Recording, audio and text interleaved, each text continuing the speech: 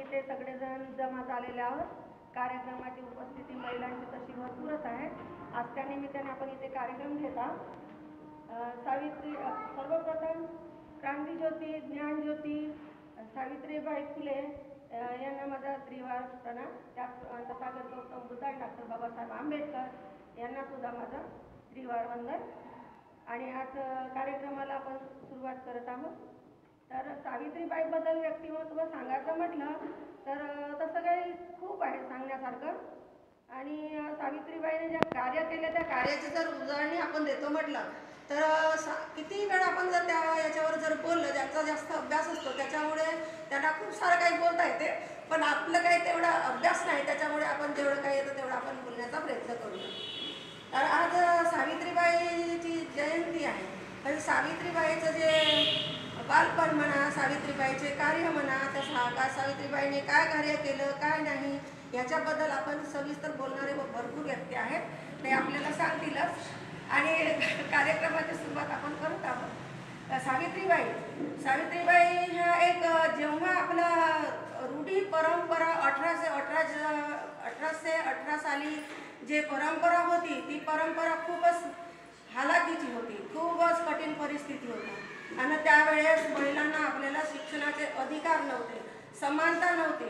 कुठेच महिला शिक्षण घेऊ शकत नव्हत्या किंवा कोणीच त्या काळामध्ये शिकत नव्हत्या. कोणती ब्राह्मणाची स्त्री असो, मराठ्याची असो, हिंदूची असो की ओबीसी असो, कोणतीही स्त्री असली तरी ती कुठं शिक्षण घेण्यामध्ये पात्रता ठेवत नव्हती. किंवा मनुवादीचा देश असल्यामुळे, मनुवादीचा कायदा असल्यामुळे आपल्याला ते शिक्षण घेता येत नव्हतं. त्यामुळे महिलांना हे अधिकार नव्हतेच. तर त्या अशा काळामध्ये त्या क्रांतीज्योती सावित्रीबाईचा जन्म झाला. म्हणजे ती एक मशालच, क्रांतीज्योती सावित्रीबाई ही एक मशाल म्हणून, एक वाघीण म्हणून अशी ती आपल्या याच्यामध्ये जन्माला आली. आणि त्यांनी इतकं चांगलं कार्य केलं की महिलांना सगळ्या परंपरा ज्या होत्या त्या परंपरांना त्यांनी मात घालून एक वाघिणीसारखं कार्य करून त्यांनी आपल्याला समाजामध्ये आणलं. तर त्या अशा वाघिणीचा जो जन्म आहे तो जन्म 3 जानेवारी 1831 साली झाला. आणि त्या खंडोजी नेवसे पाटील त्यांच्या वडिलाचं नाव, आईचं नाव लक्ष्मीबाई, त्यांच्या उदरी त्या जन्माला आल्या. पण त्या इतक्या तेजस्वी आणि रुबाबदार, त्यांचे डोळे असे पाणीदार आणि इतक्या छान देखण्या होत्या त्या की वडिलाचे गुण आणि आईचे गुण पण त्यांच्यामध्ये होते. आणि त्या जन्मतात सोनी खूप चांगली हुशार.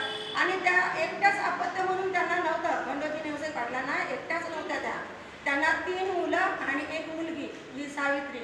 आणि मुलगा सदुजी, सखारामजी आणि श्रीपाद अशी मुलांचे नाव होते. आणि ही 4थी मुलगी ही सावित्री. तर त्यांना मुलगी जन्माला आली म्हणून काही दुःख झालं नाही.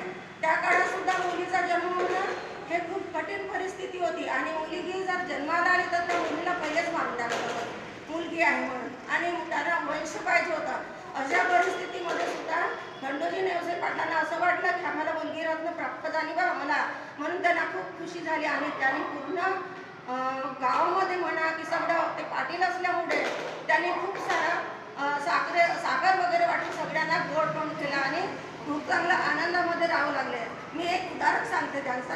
म्हणजे ती लहान असताना, बालपण असताना सावित्रीबाईचं, तर त्याने जेव्हा लहान मुलांसोबत, लहान मुलं असली की खेळायला जात होती, त्याचप्रमाणे ती खेळायला जात होती. जसं आता घेतली आपली हातात काढली की चाललं 4 मुलं जमा करून चला बा जायचं असं म्हणून त्या जेव्हा खेळायला जायच्या तेव्हा त्या असं जाता जाता त्यांना आंबे खायचे होते म्हणून त्या आमराईकडे गेल्या. सगळ्या मुलांना ठेवून तो साप त्यांच्या दिशेला धावू लागला.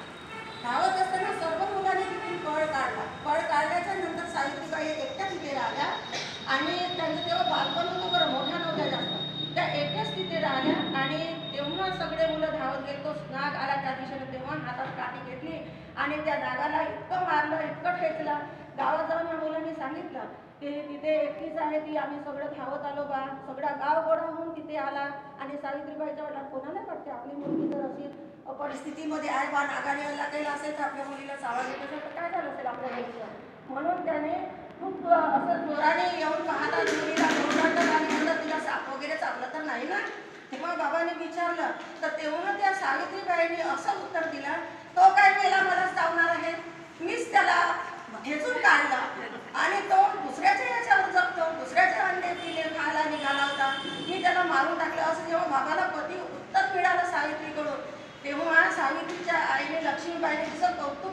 माझी मुलगी इतकी हुशार आहे बा.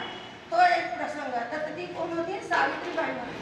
बाळाचे पाय पाळण्यात दिसतात म्हणतात, तर बाळाचे पाय पाळण्यात दिसतात म्हणतात, तर ती मन जी आहे ती सावित्रीबाईला लागू झाली. तसंच कोणी जर कमकुवत मुलगा असला, काही असला, त्या मुलांना कोणतं हिसकावणं करणं असा प्रकार सुद्धा घडायचा. एक मुलगा एका देवळामध्ये बसलेला होता, छोटासा मुलगा, एक गुलाबाचं फूल घेऊन. तेव्हा त्या मुलाचं फूल एक धनलाकड मुलगा आला आणि त्याने ते फूल हिसकावून घेतलं. तर त्या हिसकावून घेतल्याच्या नंतर त्या मुलाने ते फूल त्याला देत नव्हता. तो मुलगा तसा रडत बसला होता. तर त्या सावित्रीबाई हा प्रकार बघत होती दूरून आपल्या मैत्रिणीसोबत. बघत असताना जेव्हा ते मुलाकडे बघितलं आणि त्याला विचारलं, का रे तू का बरं त्याचं फूल घेतला, देऊन त्याचं फूल त्याला.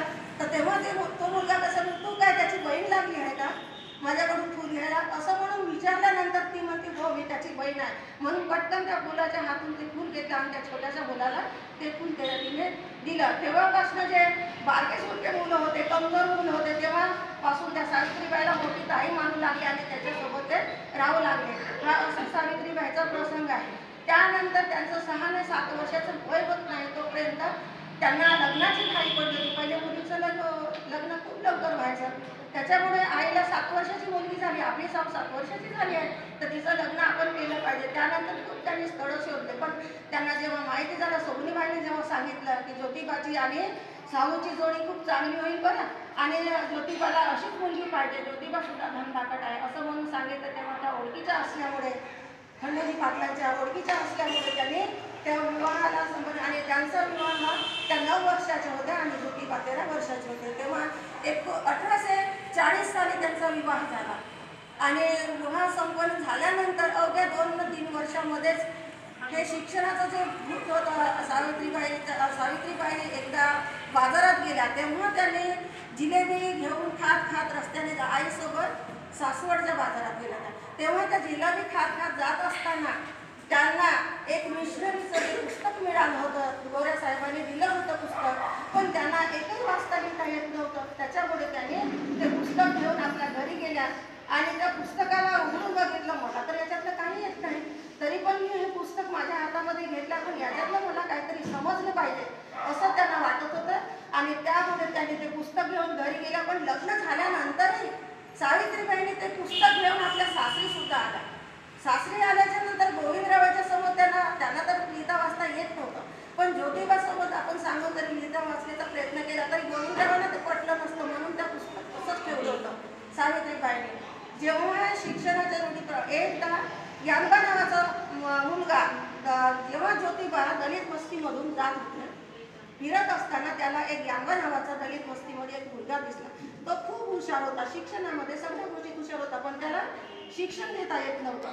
त्याच्यामुळे ज्योतिबांना असं वाटलं, आपण त्या मिशनरी साहेबांना किंवा मेजर साहेबांना फोन करून सांगावं की बाबा या मुलाला तुमच्या बागावर तरी बसू द्या, कारण की त्याचं शिक्षण होईल, तो मुलगा खूप हुशार आहे असं म्हणून ज्योतिबाने त्या साहेबांना फोन करून सांगितलं. साहेबांनी म्हटलं ठीक आहे, तुम्ही पाठवून द्या. जेव्हा तो ज्ञानबा शाळेत गेला, शाळेत जात असताना शाळेत गेला आणि शाळेच्या दरवाजाजवळ जाऊन तो उभा राहिला. फक्त उभा राहिला, तोच शाळेतले मुलं उठून उभे झाले.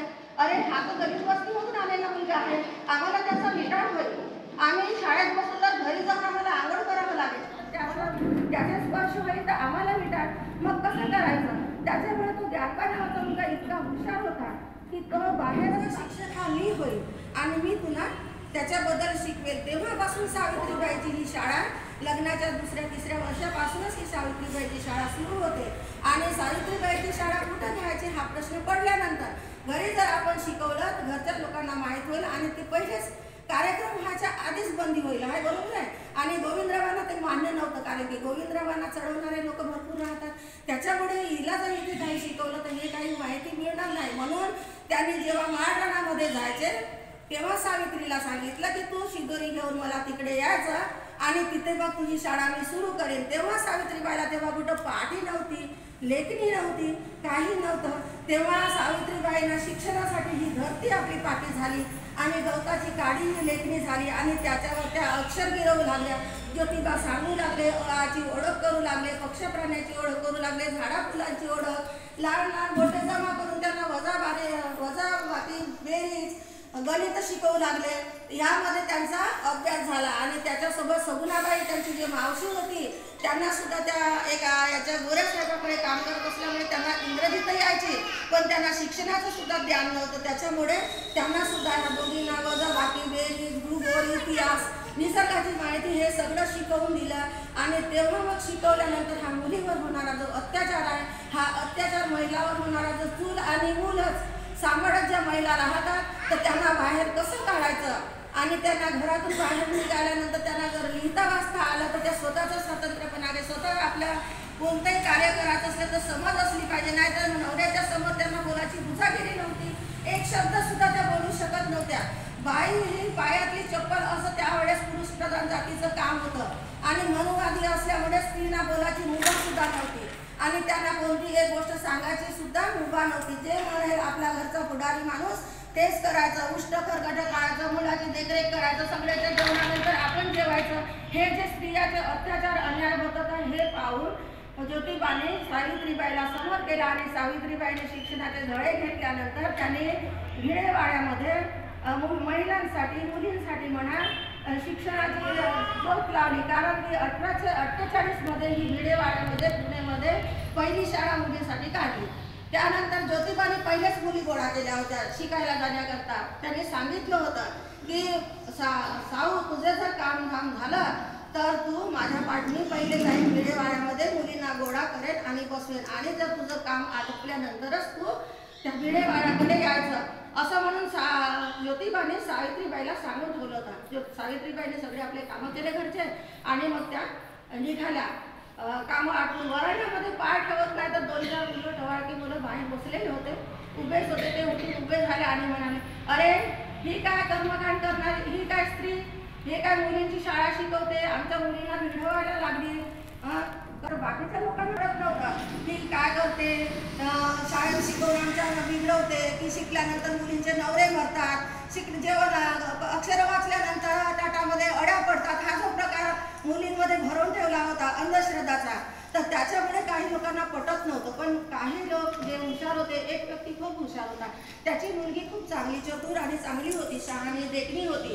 तर त्याला असं वाटायचं मी जर माझ्या मुलीला शाळेमध्ये नेलं किंवा पाठवलं बाईसोबत तर माझ्या मुलीला मारतील तर नाही ना. ह्या भीतीमुळे तो व्यक्ती काय करायचा, जसं एखाद्या पोत्यामध्ये अनाज भरतात तसं त्या काळामध्ये मुलींची संख्या खूप कमी होती, तर त्या मुलीला त्या पोत्यामध्ये भरून असा खांद्यावर उचलून तो व्यक्ती सावित्रीबाई फुलेच्या शाळेपर्यंत घेऊन जायचा. मुलीला ओझं धरून नेल्यासारखं. लोकांना वाटलं नाही पाहिजे की हा मुलीला घेऊन जात आहे. तिथं गेल्याच्या नंतर त्या मुलीला सावित्रीबाई पोतं नेऊन ठेवायच्या. तेव्हा सावित्रीबाई येऊन पोतं उघडायच्या, त्या मुलीला उभं करायच्या आणि नेऊन शिकवायच्या. असा प्रकार खूप दिवस चालू होता. नंतर जे खाल्याच्या नंतर ते काचाचे तुकडे होते त्या मुलीच्या शरीरात गेले आणि तिचे जे आतड्या राहतात, बारीक बारीक नसा वेळेस राहतात, त्या फाटल्या गेल्या. त्या मुलीचा तिथे अकाली मृत्यू झाला. तर त्या मुलीचं नाव होतं बाहुली. ज्या मुलीचा मृत्यू झाला त्या मुलीचं नाव होतं बाहुली. तर हा शिक्षणासाठी जेव्हा स्त्रियांचे दार खुले केले महिलांसाठी, मुलींसाठी, तर त्या मुलीचा हा बळी गेला त्या शिक्षणापायी. आणि त्या व्यक्ती तेव्हापासून मग सावित्रीबाई खूप दक्षता घ्यायला लागल्या आणि चांगलं शिक्षणाचं कार्य हे सुरू ठेवलं. असंच करता करता इतक्या त्या न थांबता आपल्या मुलीवर जो अत्याचार होत आहे, अन्याय होत आहे, एवढे आपल्याला सहन करून